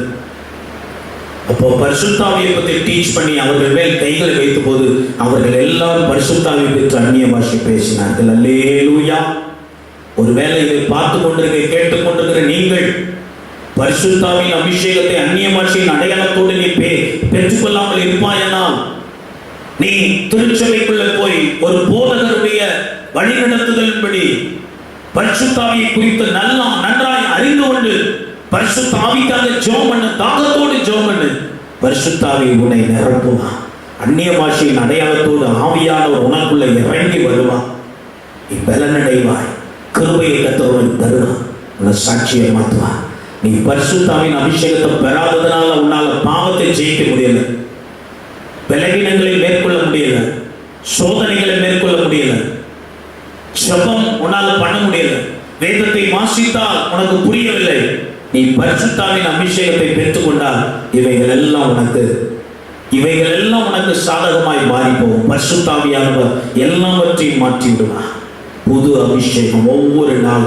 சிலர் பரிசுத்தாவியை பெற்று 10 வருஷம் ஆச்சு, ஏதோ பேசினார் என்ற அந்நிய பாஷையை திரும்ப பேசிக் கொண்டிருக்கோம். இல்ல, அனுதினமும் ஆவியினால் நிரப்பப்படுங்க. ரெஃப்ரெஷ் பண்ணுங்க. திரும்ப ஆவி புது பாஷையை தருவா, புது பலத்தை தருவா, புது கிருபை தருவா, புது அபிஷேகம், புதிய வல்லமை உங்களுக்குள்ள பாய்ந்து ஓடிக்கொண்டே இருக்கும். ஜீவ தண்ணி, லிவிங் வாட்டர், ஜீவ நதின்னு சொல்றான் சிலது. வற்றாத ஜீவ நதியா தண்ணீர் ஓடிக்கொண்டே இருக்கும். Fresh water. பரிசுத்த ஆவியானவர் தான் என்னை விசுவாசிகளுடைய இருதயத்திலிருந்து ஜீவ தண்ணீர் உள்ள நதிகள் புறப்பட்டு ஓடும் என்று ஆண்டவர் சொன்னார். ஜீவ நதி, அதான் பரிசுத்த ஆவியானவர். இப்போ வாழ்க்கையில் அபிஷேகம் இல்லையா, நீ அபிஷேகம் பெறலையா, அல்லது பெற்ற அபிஷேகத்தை இழந்து போயிட்டியா, முன்ன மாதிரி இப்ப ரொம்ப நேரம் நீ அந்நிய பாஷை பேசி ஜெபம் பண்ண முடியல, ஆராதிக்க முடியலையா, சோர்ந்து போயிருக்கிறியா, உன்னுடைய ஊருணி வாசல் இடிக்கப்பட்டு கிடக்குதா, உடைக்கப்பட்டு கிடக்குது, உன் வாழ்க்கையை ஒப்பு கொடுத்து நீ இழந்து போன அபிஷேகத்தை மீண்டும் பெற்றுக்கொள்வாயானால் ஊருணி வாசல் பாதுகாப்பா இருக்கும், உனக்கு நிந்தை வராது. 7வது காரியம், நெகேமியா 3ஆம் அதிகாரம் 28ஆம் வசனம், குதிரை வாசல் முதற்கொண்டு ஆசாரியர்கள் அவரவர் தங்கள் வீடுகளுக்கு எதிரே இருக்கிறதை பழுது பார்த்து கட்டினார்கள். குதிரை வாசல் என்பது எதை குறிக்கிறதுனா, கர்த்தருக்காக யுத்தம் பண்ணுகிறதை குறிக்கிறது. கர்த்தருக்காக யுத்தம் பண்ணணும். கிறிஸ்டியன் லைஃப் ஒரு வார்ஃபேர், போராட்டம் நமக்கு இருக்கு. ஸ்பிரிச்சுவல் வார்ஃபேர், ஆவிக்குரிய போராட்டம். நீங்கள் முன்னாலே சத்துருவின் பிடியில் இருந்தீங்க, பிசாசின் அடிமைத்தனத்தில் இருந்தீங்க. இப்ப ஆண்டவர் அதுல இருந்த அந்த காலத்தில் இருந்த உங்களை வெளிச்சத்திடத்துல கொண்டு வந்து விட்டார். இப்ப அந்த காலத்தின் அதிபதியாகிய பிசாசு உங்களோட போராடும். உங்களை மீண்டும் எப்படியாவது அந்த காலத்துக்கு இழுத்துட்டு போயிடணும், பாவத்துக்கு இழுத்துட்டு போயிடணும், சடங்காச்சாரங்களுக்கு இழுத்துட்டு போயிடணும், பாரம்பரியங்களுக்கு இழுத்துட்டு போயிடணும்னு பிசாசு போராடும். அந்த பிசாசு நேரடியா வராமல் சில மனிதர்களை அனுப்பி உங்களை தடுக்க பார்ப்பான். தெய்வத்தை ஆராதிக்க முடியாதபடி, ஆவியோடு உண்மையோடு அவரை ஆராதிக்க முடியாதபடி, நீங்கள் ஆலயத்துக்கு வர முடியாதபடி உங்களை தடுக்க பார்ப்பான். பார்வோன் தடுத்தது போல உங்களை தடுக்க பார்ப்பான். நீங்கள் இடமளிக்க கூடாது, யுத்தம் பண்ணணும். பாவத்துக்கு விரோதமாய் ரத்தம் சிந்ததற்கு ஏதுவாக நீங்கள் இன்னும் போராடவில்லையே என்று பவுல் சொல். போராட வேண்டும், யுத்தம் பண்ண வேண்டும். பாவங்கள் உள்ளே வரக்கூடாது, சாங்கிய சடங்குகள் உள்ளே வரக்கூடாது, பாரம்பரியங்கள், மரித்து போன வாழ்க்கை மீண்டும் உங்களுக்கு வரக்கூடாது. உயிர் தெழுந்த இயேசுவை ஆராதிக்கிறோம். ஞாயிற்றுக்கிழமை அதிகாலையிலே அவர்கள் இயேசுவை வைக்கப்பட்ட கல்லறைக்கு போனார்கள். அங்கே ஒரு தேவதூதன் சொன்னார், அவர் இங்கே இல்லை, அவர் உயிர் தெழுந்து விட்டார். உயிரோடு இருக்கிறவரை மரித்தவரிடத்தில் தேடுகிறது. ஏன் உன் பேச்சு, உன் செயல்பாடு, உன் சிந்தனை, உன் வாழ்க்கை முறையெல்லாம் மரித்தவர்களே போல இருக்குது? நீ உயிருள்ள தெய்வனை ஆராதிக்கிறான். உயிரோடு எழுந்த ஆண்டவர் உனக்குள்ள இருக்கிறார். உயிரோடு இருக்கிற ஆண்டவர் ஒரு நிமிடம் உன்னை சும்மா இருக்கவே விட மாட்டார். சோம்பேறித்தனமாக படுக்கையில படுத்து பல மணி நேரம் தூங்கிக் கொண்டிருக்கிறாய். வேதம் வாசிக்கிற சிந்தனை உனக்குள்ள இல்ல, ஜெபம் பண்ற சிந்தனை உனக்குள்ள இல்ல, ஆண்டவரை பத்தி மற்றவங்களுக்கு சொல்லணுங்கிற சிந்தனை உனக்குள்ள இல்ல, சோம்பேறித்தனமா இருக்கு.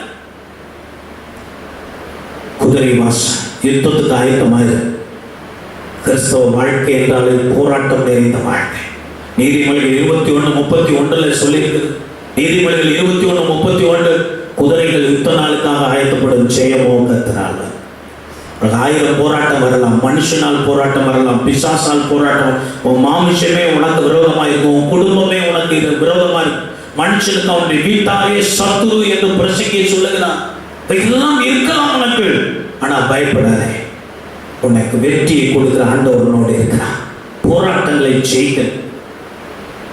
சில காயங்கள் நமக்கு வரத்தான் செய்யும், சில அடிகள், சில இழப்புகள் வரத்தான் செய்யும். சண்டை வந்த சில இழப்புகள் வரும், காயங்கள் வரத்தான் செய்யும். நீ சர்வாயுத வர்க்கங்களை பிடித்துக் கொண்டு, 2 விதமான சர்வாயுத வர்க்கம், ஒன்று பாதுகாக்கும் கவசங்கள், இன்னொன்று தாக்கும் ஆயுதங்கள். இது 2ஐயும் பிடித்துக்கொள். ஒன்னையும் பாதுகாத்துக்க. உன்னை எதிர்த்து வருகிற சாத்தானை, அவனுடைய அக்கினியாஸ்தங்களை அவித்து போடத்தக்கதாக கேடகத்தை பிடிச்சுக்க. பட்டயத்தை எடுத்துக்க, தலைச்சீராமை போட்டுக்கொள், பாத கவசங்களை, பாத ரட்சைகளை போட்டுக்கொள். அப்பொழுது ஆண்டவரை பாதுகாப்பு. நீ நிந்தைக்குள்ளாயிராதவன். இப்போ வரக்கூடிய பாவ போராட்டம், பிசாசின் போராட்டம், உன்னை திரும்ப பின்மாற்றமா கொண்டு போறதுக்காக போராடுகிற போராட்டம், இதெல்லாம் நினைச்சுக்க. நீ சபைக்கு வரவிடாம ஒரு சக்தி உன்னை தடுக்குதுன்னு சொன்னாலே அது சாத்தானின் சக்தி நினைச்சுக்க. அவங்க 1000 கொட்டி கொடுக்கலாம், 1000 சலுகைகள் உனக்கு கொடுக்கலாம். இயேசு இல்லைன்னா எல்லாமே வீணா போயிடுது. எத்தனையோ பேர் இப்ப அதை அனுபவிச்சுட்டு இருக்கான். உன் வாழ்க்கையில நீ எச்சரிக்கை உள்ளவனா இருக்க வேண்டும். எனவே உனக்கு வரக்கூடிய இந்த யுத்தம், கிறிஸ்துவுக்காக யுத்தம் பண்ற ஒரு சூழல், ஆண்டவரை ஏற்றுக்கொண்டது நிமித்தமாய், விசுவாசத்தின் நிமித்தமாய், வசனத்தின் விதமாய் உனக்கு வருகிற போராட்டங்கள், அது நின்று நீ யுத்தம் பண்ணி ஜெயிக்கணும். ஒரு நாள் சாத்தானுக்கு முன்னால தலை குனிந்து போய்விடக்கூடாது, விழுந்து போய்விடக்கூடாது, பின்வாங்கி போய்விடக்கூடாது. குதிரை வாசலை அது இடிஞ்சு கிடந்து நிறைவேற வாழ்க்கை. இங்கிட்டும் அங்கிட்டும் இருக்கிறாங்க, 2 நினைவாய் குந்தி நடந்து கொண்டு இருக்கிறார்கள். கொஞ்சம் உபத்திரம் வந்தால் பின்வாங்கி போய்விடுகிறார்கள், சபைக்கு வராமல் நின்று போய்விடுகிறார்கள், ஜபத்தை நிறுத்தி விடுகிறார்கள், வேத வாசிக்கிறதை நிறுத்தி விடுகிறார்கள், ஆராதனையை நிறுத்தி விடுகிறார்கள். பின்மாற்றாவி உள்ள வந்து பின்வாங்கி போகிறவனுடைய அந்த காரியத்தில் பின்வாங்கி போகிறவன் குறித்து ஆண்டவர் விசனப்படுவார். இருதயம் சந்தோஷப்படாது. நீங்க எஜமானுடைய இருதயத்தை குளிர பண்ணுகிறவர்களாக இருக்க ஆண்டவர் விரும்புகிறார். குதிரை வாசலை சரி பண்ண. 8வது காரியம், நெகேமியா 3ஆம் அதிகாரம் 29ஆம் வசனத்துல அவர்களுக்கு பின்னாக இம்மேசின் குமாரன் சாதோக் தன் வீட்டுக்கு எதிராக இருக்கிறதை பழுதுபார்த்து கட்டினான். அவனுக்கு பின்னாக கிழக்கு வாசலை காக்கிற செக்கிலியாவின் குமாரன் ஷமாயா பழுதுபார்த்து கட்டினான். கடைசி வாசல் அதுதான் கிழக்கு வாசல். இந்த கிழக்கு வாசல் என்பது எதை குறிக்கிறதுனா, வருகைக்கு நான் ஆயத்தமாக இருக்கிறேன். இயேசு கிறிஸ்து எப்பொழுது வந்தாலும் அவரை எதிர்கொண்டு போக நான் ஆயத்தமாக இருக்கிறேன். 1 தெசலோனிக்கேயர் 4ஆம் அதிகாரத்தில் சொல்லி இருக்கிறது அல்லவா, எக்காலம் தொனிக்கும், கடைசி எக்காலம் தொனிக்கும், அப்பொழுது இயேசு கிறிஸ்து மத்திய ஆகாயத்தில் இறங்கி வருவார். கிறிஸ்துவுக்குள் மரித்தவர்கள் எல்லாம் உயிரோடு எழுப்பி இயேசுவை சந்திப்பார்கள். பின்பு உயிரோடு இருக்கிற நாமும் மறுரூபமாக்கப்பட்டு பரலோகத்துக்கு போக மாட்டேங்க. இந்த வருகையை பற்றி செய்தி பல சபைகளிலே இல்லை. வருகை குறித்ததான எண்ணமே இல்லாமல் விசுவாசிகள் மாறி போய்விட்டார்கள். கிழக்கு வாசல் இடிஞ்சு போய் கிடக்குது. இயேசு கிறிஸ்து வருவார் என்ற சிந்தனையே இல்லை. திருடனை போல வருவார். அவரு இதோ சீக்கிரமாய் வருகிறேன்னு சொன்னார். அவன் கிரியைகளுக்கு ஏற்ற பலன் என்னோடு கூட வருகிறது என்று ஆண்டவர் சொன்னார். நீ செய்த எல்லாம் நல்ல கிரியையா கெட்ட கிரியையா? பாவம் செய்யணுமா இன்னும் பாவம் செய்யணும், அசுத்தமா இருக்கணும் இன்னும் அசுத்தமா இருக்கட்டும், நீதி செய்யணும் இன்னும் நீதி செய்யட்டும், பரிசுத்தமா இருக்கணும் இன்னும் பரிசுத்தமா இருக்கட்டும். நீ பாவம் செய்தால் அசுத்தமா இருந்தா அதுக்குரிய பலனையும் கத்த தருவான். நீ நீதி செய்து பரிசுத்தமா இருந்தா அதுக்குரிய பலனையும் கத்த. அதுக்குதான் வரப்போறாரு, அதுக்குதான் வரப்போகிறான். விசுவாசிகளுக்கு தான் முதல் நியாய தீர்ப்பு கர்த்தருடைய வீட்டில் துவங்கும் காலம். சபைக்கு தான் முதல் நியாய தீர்ப்பு. இயேசு மத்திய ஆகாயத்தில் வரும்போது எடுத்துக்கொள்ளப்பட்ட அவரை சந்திக்கிறவனுக்கு பரலோகம் நிச்சயம். கைவிடப்பட்டவர்களுக்கு அவர்களுக்கு நியாய தீர்ப்பு. அதுதான் நியாய தீர்ப்பு. எந்த சரீரம் உயிரோடு எழுப்புகிறதோ பரலோகத்துக்கு போயிடும். எழுப்பாத சரீரங்களுக்கு நியாய தீர்ப்பு. முதல் நியாய தீர்ப்பு சபைக்கு. அதுக்கு பிறகுதான் ஃபைனல் ஜட்ஜ்மெண்ட். அது பாவிகள் எல்லாருக்கும் சேர்த்து ஒரு நியாய தீர்ப்பு. எனவே அந்த முதல் நியாய தீர்ப்பிலேயே நாம் பரலோகத்துக்கு போய்விட வேண்டும். கைவிடப்பட்டவர்களாக மாறிவிடக்கூடாது. கல்லறையில் இருந்தாலும் நம்முடைய சரீரம் உயிரோடு எழுப்பியிருக்கும். அது உயிரோடு எழுப்பாத சரீரமா மாறி போய்விடக்கூடாது. கிழக்கு வாசல் வருகைக்கு ஆயத்தம். மத்தேயு 25ஆம் அதிகாரத்தில் சொல்லி இருக்கிறது அல்லவா, அந்த 10 கன்னிகைகள் மணவாளனை எதிர்கொண்டு போனார்கள். 5 பேர் புத்தி உள்ளவர்கள், 5 பேர் புத்தி இல்லாதவர்கள். நீ நிறைய விசுவாசி புத்தி இல்லாத விசுவாசியத்தான் இருக்கிறான். இயேசுநாதர் ஒரு நாள் அவரை பின்பற்றி வந்தவர்களை பார்த்து கேட்டார், நீங்களும் உணர்வில்லாத இருக்கிறீர்களான்னு கேட்டார். நீங்களும் இன்னும் உணரவில்லையா? 3 வருஷம் உட்கார்ந்து பிரசங்கம் கேட்டுட்டு இருக்கீங்களே. இன்னைக்கு 20 வருஷம் பிரசங்கம் கேட்கிற ஆட்களை பார்த்து பாஸ்டர் இப்படித்தான் சொல்ல வேண்டும். நீங்களும் இன்னும் உணர்வில்லாம இருக்கிறீங்களா? உங்களுக்கு புரியலையா? உங்களுக்கு சபைக்குள்ள உட்கார்ந்து 10 வருஷம் பிரசங்கம் கேட்கிற உனக்கு புரியலன்னா உலகத்தில் இருக்கிறவனுக்கு எப்படி புரிய போகுது? ஆண்டவரோட புறம்பே இருக்கிறவனுக்கு வேத வசனத்தை கவனமா கேட்டு மனசுல பத்திரப்படுத்திக் கொள்ளுங்க. இயேசுவின் வருகை வந்த பிறகு இந்த பூமியை பிசாசு அந்திகிறிஸ்து 7 வருஷம் ஆளுகை செய்ய போறான். உபத்திரவ காலம், மகா உபத்திரவ காலம் எல்லாம் வரப்போகுது. அந்த உபத்திரவத்துக்குள்ள நம்ம போகாம இருக்கணும்னா ரகசிய வருகையிலே நம்ம எடுத்துக்கொள்ளப்பட வேண்டும். 7 வருஷம் முடிஞ்ச உடனே இயேசு கிறிஸ்து பகிரங்கமாய் ஒலிவ மலையில வந்து இறங்குவா. அதான் இயேசுவின் பகிரங்க வருகை. ரகசிய வருகையில் எடுத்துக்கொள்ளப்பட்டு பரலோகத்துக்கு போனவர்கள், பரதீசுக்கு போனவர்கள் எல்லாம் திரும்ப அவரோடு கூட வருவோம். பிசாசை 1000 வருடம் பாதாளத்தில் கட்டி வைத்து விட்டு 1000 வருடம் எருசலேமை தலைநகராய் கொண்டு இயேசு கிறிஸ்து ஆளுகை செய்வார், ராஜ்யத்தை ஸ்தாபிப்பார். அன்றைக்கு நாம் எல்லாம் அவரோடு கூட குட்டி குட்டி ராஜாக்களா இருந்து ஆளுகை செய்ய அவர் உதவி செய்வார். அதன் பிறகு பிசாசுக்கு கொஞ்ச நாள் விடுதலை கிடைக்கும். கோகு மாகோகு யுத்தம், பெரிய யுத்தம் வரும். அந்த யுத்தத்துல இயேசு கிறிஸ்து நித்தியமா பிசாசை ஜெயிச்சு நரகத்துக்கு தள்ளி விடுவான். அதுக்கு பிறகுதான் வெள்ளை சிங்காசன நியாய தீர்ப்பு. அந்த நியாய தீர்ப்புல தான் பாவிகளை நரகத்துக்கும் பரிசுத்தவான்களை பரலோகத்துக்கும் ஆண்டவர் அனுப்புவார். அதுக்கு பிறகு நித்திய வாழ்க்கை, புதிய வானம் புதிய பூமி. உலகமெல்லாம் அழிச்சு போயிடும். புதிய வானம் புதிய பூமி ஆண்டவர் கொடுப்பார். அதில் நித்தியமாய் ஆண்டவரோடு இருந்து அவரை மகிமைப்படுத்த. இது இந்த ஒரு சந்தோஷமான, இதுதான் மகிமையின் நம்பிக்கை. இந்த நம்பிக்கைக்காக தான் நீங்க சர்ச்சுக்கு வரீங்க. இந்த நம்பிக்கைக்காக தான் ஆண்டவர் ஆராதிக்கிறீங்க. இந்த நம்பிக்கைக்காக தான் நீங்கள் ஜெபம் பண்ணுகிறீர்கள். நீங்க வேதத்தின்படி வாழணும்னு விரும்புறது இதுக்காகத்தான், வேற ஒரு காரியத்துக்காக அல்ல. இந்த மகிமையின் நம்பிக்கை உங்களுக்கு இருக்குதா? கிழக்கு வாசல் ஸ்ட்ராங்கா இருக்குதா? வருகைக்கு ஆயத்தம்ங்கிறது ஸ்ட்ராங்கா இருக்குதா? நிறைய நேரங்களில் சபைகள்ல இன்னைக்கு செத்த பரலோகத்துக்கு போகிறவங்க எல்லாம் கை வைத்துங்கன்னு சொன்னா ஒரு 4 பாட்டியமா தான் கை வைத்து, மற்றவங்க கையெல்லாம் அரை கை, கால் கை, முக்கால் கையெல்லாம் உயரும். கான்பிடண்டா கை வைக்க முடியல. நான் நிச்சயமா போயிடுவேன். 1000 குப்பை உள்ள கிடைக்குது, 1000 தடைகள் உள்ள கிடைக்குது, அழுக்கு கரையும் இருக்குது. யார் பரலோகத்துக்கு போவாங்க? கரை இல்லாமல், குற்றம் இல்லாமல் கர்த்தருக்காய் வாழ்ந்து முன்னே இருக்கிறவர்கள், கரை தெரியற்ற பரிசுத்தவான்கள் தான் பரலோகத்துக்கு போவாங்க. அப்படிப்பட்டவர்களால் வாழ உங்கள் வாழ்க்கையை ஒப்புக்கொள்ளும். என்று மரித்தாலும் இயேசுவோடு நான் போய்விடுவேன். இயேசுவின் வருகை நாளில் அவரை சந்திக்க நான் ஆயத்தமாக இருக்கிறேன். உன் தேவனை சந்திக்க நீ ஆயத்தப்படும். அப்போ இது கிழக்கு வாசல். 8 வாசல்கள் உங்களுக்கு சொல்லியிருக்கு. நீங்கள் நிந்தைக்குள்ளா இருக்கிறதுக்கு காரணம் இந்த 8 வாசல்கள் இடிஞ்சு போய் கிடக்குது. சிலருக்கு 8 இடிஞ்சு போயிருக்கும், சிலருக்கு 4, 5, 3, 2 உடைஞ்சு போயிருக்கும். அதை சரி பண்ணுங்க. அர்ப்பணிப்பு சரியா இருக்குதான்னு பாருங்க. ரட்சிப்பு உங்களுக்குள்ள இருக்குதா, அதை இழந்து போயிட்டீங்களான்னு பாருங்க. 100% ஆண்டவருக்கு ஒப்புக்கொடுங்க. 2வது ஆத்துமாதாயம் பண்ற எண்ணம், சுவிசேஷம் அறிவிக்கிற ஆர்வம் உங்களுக்கு இல்லாம இருந்தா அதை சரி பண்ணுங்க. அது உங்கள் மேல் விழுந்த கடமை. அறிவிக்காவிட்டால் அது ஐயோ, அது மாபெரும் கட்டளை. நற்செய்தி அறிவிக்கும் ஆர்வத்தை வளர்த்துக் கொள்ளுங்கள். மீன் வாசலை கட்டுங்க. 3வது பழைய வாசல், நினைவு கூறுதல் இல்லையா உங்களுக்கு? நன்றி உள்ள இருந்தேன் இல்லையா?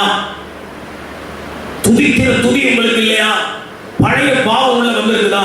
அதை சரி பண்ணுங்க. பழைய வாசலை சரி துதிங்க. சாட்சி சொல்லும் மனப்பான்மை வளர்த்துக் கொள்ளுங்க. 4வது பள்ளத்தாக்கின் வாசல், தாழ்மை உங்களுக்கு இல்லை, இறக்க குணம் உங்களுக்கு இல்லை, சேவை மனப்பான்மை உங்களுக்கு இல்லையா? அதை வளர்த்துக் கொள்ளுங்க. அந்த வாசல் இடிக்கப்பட்டு பள்ளத்தாக்கின் வாசல், அதை சரி பண்ணீங்கன்னா தாழ்மை உள்ளவர்களுக்கு கர்த்தர் கிருபையை தருவான், தாழ்த்துகிறவனை கர்த்தர் உயர்த்துவான், நிந்தை மாறும். 5வது குப்பை மேட்டு வாசல், அனுதின சுத்திகரிப்பு இருக்கணும்.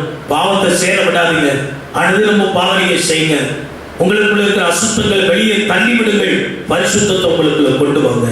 அது உங்க வாழ்க்கைக்கு ஆசீர்வாதமாக இருக்கும். 6வது ஊரணி வாசல், பரிசுத்தாவின் அபிஷேகத்தில் அனுதினமும் நிறைய புது புது அபிஷேகம், புது புது பாஷை.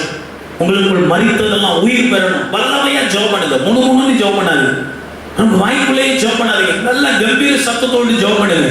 உங்களுக்கு வீட்டில் அப்படி ஜெபம் பண்ண முடியாவிட்டால் எங்கேயாவது விடுதலையோடு சத்தம் போட்டு அழுது கண்ணீரோடு ஆண்டவர் ஆராதிக்க ஜெபிக்க எங்க உங்களுக்கு வாய்ப்பு இருக்கு அங்க ஓடுங்க.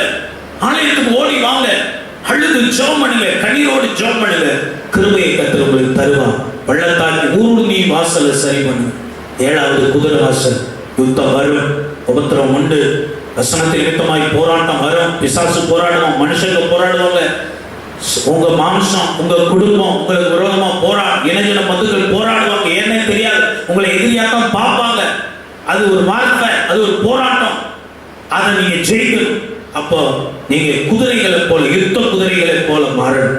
ஜெயம் கத்த தருவார். 8வது, கிழக்கு வாசல் வருகைக்கு ஆயத்தமாக. எப்போ அவர் வந்தால் அவரோடு போக நான் ஆயத்தம் என்று சொல்லி புத்தியுள்ள கன்னிகைகளை போல ஒப்புக்கொடுங்க. கடைசி காலத்தை குறித்த அறிவு, விழிப்புணர்வு. உங்களை சுற்றி என்ன நடந்தது, அந்திகிறிஸ்து ஆளுகை எல்லாத்தையும் ரெடி பண்ணிட்டான். இயேசு கிறிஸ்துவின் 1000 வருட அரசாட்சிக்கு நீங்க என்ன பண்ணிருக்கீங்க? இயேசு கிறிஸ்துவின் 2ஆம் வருகைக்கு ஜனங்களை ஆயத்தம் பண்ணியிருக்கிறீங்களா? முதல் வருகைக்கு யோவான் ஸ்நானகன் வழியை ஆயத்தம் பண்ணான். 2ஆம் வருகைக்கு திருச்சபை அவருக்கு வழியை ஆயத்தம் பண்ணணும். ஆயத்தம் பண்ணுவீங்களா? ஒப்பு கொடுங்க. கர்த்தர் ஆசீர்வதிப்பா. பரலோக நம்பிக்கை உடையவர்களா இருங்க. கண்களை மூடி முழங்கால் படியிட்டு நம்ம எல்லாரும் ஆண்டுடைய சமூகத்தில் ஒப்பு கொடுத்த ஆண்டவரே, இனி இன்றைக்குள்ளாயிராதபடி எருசலேமின் வாசல்கள் இடிக்கப்பட்டு கிடக்கு, மண்மேடாக்கப்பட்டு பாழாய் கிடக்கிறது, அக்கினியினால் சுட்டரிக்கப்பட்டு கிடக்குது. நெகேமியா சொன்னா, இப்படி இருக்கும்போது என் பிதாக்களின் கல்லறை உள்ள தேசம் பாழாய் கிடைக்கும் போது நான் எப்படி சந்தோஷமா. அவன் இதை கேட்ட உடனே சில நாள் உட்கார்ந்து அழுது உபவாசம் பண்ணி ஜெபம் பண்ணான். அவனுக்குள்ள ஒரு தரிசனம் வந்தது. அவனை கொண்டு எருசலேமின் அலங்கத்தை கட்டினார்.